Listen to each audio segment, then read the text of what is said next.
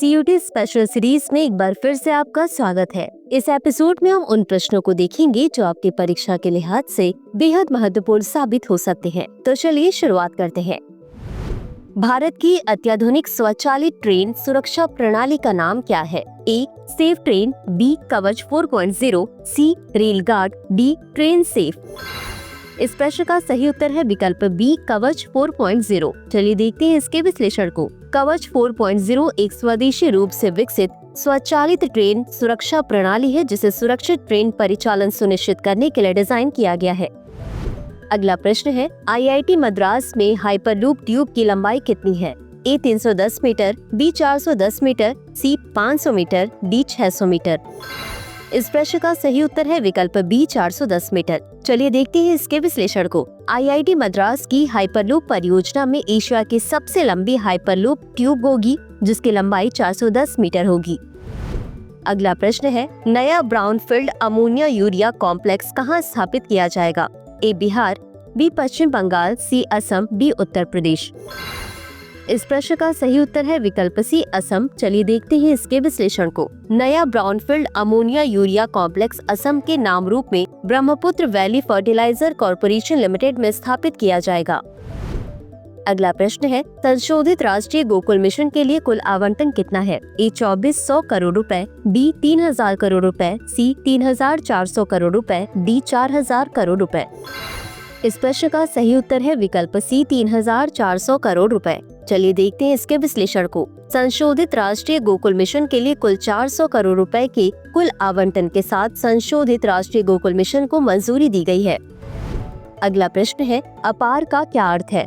ए स्वचालित व्यक्तिगत शैक्षणिक पंजीकरण, बी स्वचालित स्थायी शैक्षणिक खाता रजिस्ट्री, सी स्वचालित व्यक्तिगत शैक्षणिक रिकॉर्ड, डी शैक्षणिक व्यक्तिगत खाता पंजीकरण। इस प्रश्न का सही उत्तर है विकल्प बी स्वचालित स्थायी शैक्षणिक खाता रजिस्ट्री। चलिए देखते हैं इसके विश्लेषण को। अपार का तात्पर्य स्वचालित स्थायी शैक्षणिक खाता रजिस्ट्री है जिसका उद्देश्य छात्रों की शैक्षणिक उपलब्धियों को एकत्रित और संग्रहित करना है। अगला प्रश्न है, अभिव्यक्ति की स्वतंत्रता के समर्थन पर वैश्विक सर्वेक्षण में भारत का स्थान क्या था? ए 24वां, बी 15वां, सी 33वां, डी 12वां। इस प्रश्न का सही उत्तर है विकल्प ए 24वां। चलिए देखते हैं इसके विश्लेषण को। अभिव्यक्ति की स्वतंत्रता के समर्थन पर सर्वेक्षण किए गए 33 देशों में से भारत 62.6 अंक के साथ 24वें स्थान पर था। अगला प्रश्न है, निम्नलिखित में से कौन सा खेलो इंडिया पैरा गेम्स 2025 में शामिल नहीं है? ए पैरा तीरंदाजी, B para powerlifting, C para table tennis, D para swimming. इस प्रश्न का सही उत्तर है विकल्प डी पैरा स्विमिंग। चलिए देखते हैं इसके विश्लेषण को। खेलो इंडिया पैरा गेम्स 2025 में 6 खेल शामिल है। पैरा तीरंदाजी, para athletics, para badminton, para powerlifting, para shooting और para table tennis. Para swimming इसमें शामिल नहीं है। अगला प्रश्न है, टीबी रोगियों के लिए निक्षय पोषण योजना के तहत वित्तीय सहायता में कितनी वृद्धि की गई है? ए 500 रुपए प्रति माह, बी 750 रुपए प्रति माह, सी 1000 रुपए प्रति माह, डी 1500 रुपए प्रति माह। इस प्रश्न का सही उत्तर है विकल्प सी 1000 रुपए प्रति माह। चलिए देखते हैं इसके विश्लेषण को। टीबी रोगियों के लिए निक्षय पोषण योजना के अंतर्गत वित्तीय सहायता को दोगुना करके 1000 रुपए प्रति माह कर दिया गया है जो नवंबर 2024 से प्रभावी होगा।